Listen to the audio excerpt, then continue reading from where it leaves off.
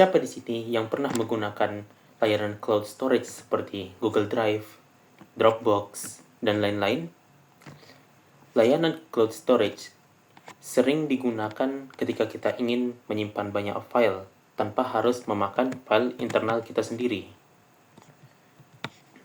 Tapi, pernah nggak sih kepikiran kalau sewaktu-waktu kantor Drive hancur, misalnya diledakkan oleh Opa Kim Jong-un, kira-kira nasib miliaran data manusia bakal gimana ya?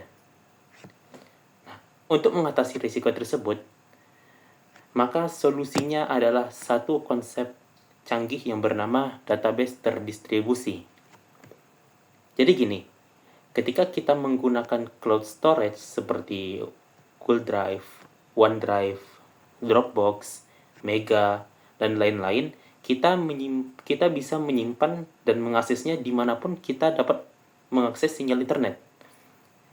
Dari Medan, dari kota Medan bisa, dari Jakarta juga bisa, dan ketika kita keluar negeri pun juga bisa. Nah, dan yang paling penting, kita yakin bahwa file itu aman dan tidak akan hilang dari storage tersebut.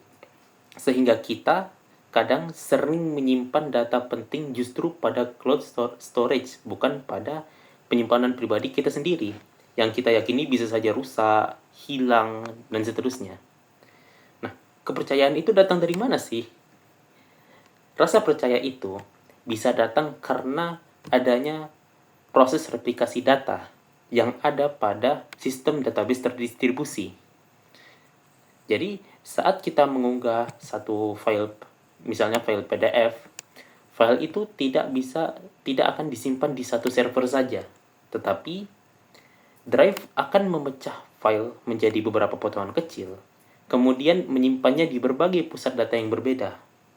Ada yang disimpan di data center Singapura, sebagian lagi direplikasi ke Jepang misalnya, sebagian mungkin disimpan di Indonesia atau Malaysia. Tergantung jaringan terdekat dan tergantung juga dengan regulasi dari Google. Lah, tapi kenapa sih harus dipecah dan disebar? Pertama, supaya aksesnya cepat dan aman. Kalau kita misalnya berada di Jakarta, Drive akan menunjuk jaringan kita ke server terdekat agar file cepat terbuka. Kalau server terdekat sedang penuh atau bermasalah, maka kita akan diarahkan kepada server lainnya. Nah, keunggulan besar inilah yang ada pada sistem database terdistribusi. Cepat, efisien, dan tetap hidup meskipun ada server yang mati. Pemecahan ini juga memungkinkan adanya replikasi data, yaitu file yang kita unggah itu disalin dan disimpan di beberapa lokasi sekaligus. Jadi kalau ada satu lokasi rusak atau mati, data kita tetap aman karena masih ada salinannya di tempat lain. Itulah sebabnya cloud storage itu terasa tahan banting.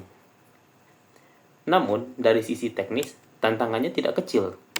Kalau file kita ubah dari ponsel atau dari perangkat kita, misalnya kita tambah satu halaman, atau namanya kita ubah, atau aksesnya kita ubah, maka perubahan itu harus disebar ke semua lokasi penyimpanan yang memiliki salinan file kita. Sistem harus memastikan bahwa semua file tetap konsisten.